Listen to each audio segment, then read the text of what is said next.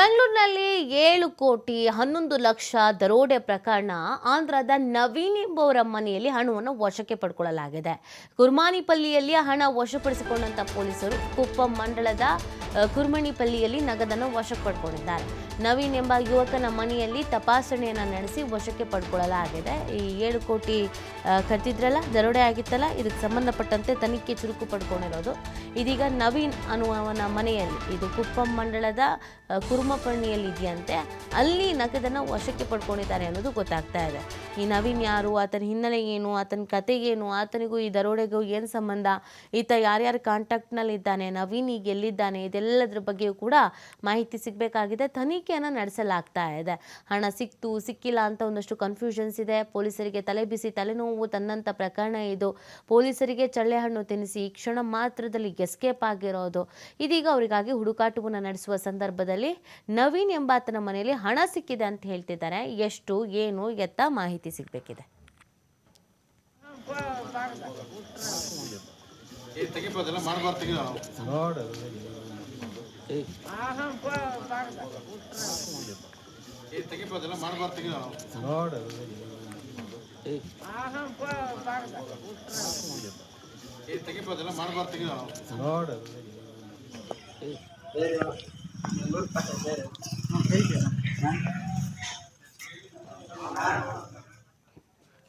ನೋಡಿ, ದರೋಡೆ ಪ್ರಕರಣಕ್ಕೆ ಸಂಬಂಧಪಟ್ಟಂತೆಗೆ ತನಿಖೆ ಅನ್ನೋದು ನಡೀತಾ ಇದೆ. ಪೊಲೀಸರು ತಂಡ ರಚನೆ ಮಾಡಿಕೊಂಡು ತನಿಖೆಯನ್ನು ನಡೆಸ್ತಾ ಇದ್ದಾರೆ. ಒಂದು ಕಡೆ ಖಾಲಿ ಟ್ರಂಕ್ ಸಿಕ್ತು, ಇನ್ನೊಂದು ಕಡೆ ವೆಹಿಕಲ್ ಸಿಕ್ತು, ಒಂದೊಂದು ಕಡೆ ಒಂದೊಂದು ಸಿಗ್ತಾ ಇದೆ.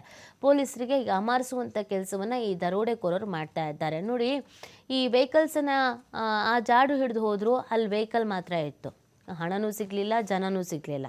ಇನ್ನೊಂದು ಕಡೆಯಲ್ಲಿ ಖಾಲಿ ಟ್ರಂಕ್ ಸಿಕ್ತು, ಹಣನೂ ಸಿಗಲಿಲ್ಲ, ಕದ್ದೋರು ಸಿಗಲಿಲ್ಲ. ಈಗ ನವೀನ್ ಅಂತ ಯಾರೋ, ಆತನ ಮನೇಲಿ ಹಣ ಸಿಕ್ಕಿದೆ. ಆದರೆ ಈ ಕದ್ದೋರು ಯಾರು, ದರೋಡೆಕೋರರು ಯಾರು ಅನ್ನೋದು ಗೊತ್ತಿದೆ ಅನ್ನೋದನ್ನು ಪೊಲೀಸವರು ಹೇಳ್ತಾ ಇದ್ದಾರೆ. ಅಂದರೆ CCTV ವಿಜುವಲ್ಸ್ ನೋಡಿ ನಾವು ಕಂಡುಹಿಡ್ಕೊಂಡಿದ್ದೀವಿ, ಅವರು ಹಿಂದೆ ಕೂಡ ದರೋಡೆ ಪ್ರಕರಣದಲ್ಲಿ ಭಾಗಿಯಾದವರು, ನಮಗೆ ಅವ್ರ ಬಗ್ಗೆ ಗೊತ್ತಿದೆ ಅಂತ ಹೇಳ್ತಾ ಇದ್ದಾರೆ.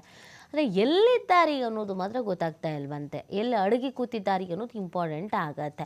ಸೊ ಸದ್ಯ ಇದೀಗ ನವೀನ್ ಅಂತ ಆತನ ಮನೆಯಲ್ಲಿ ಹಣವನ್ನು ವಶಕ್ಕೆ ಪಡ್ಕೊಂಡಿದ್ದಾರೆ.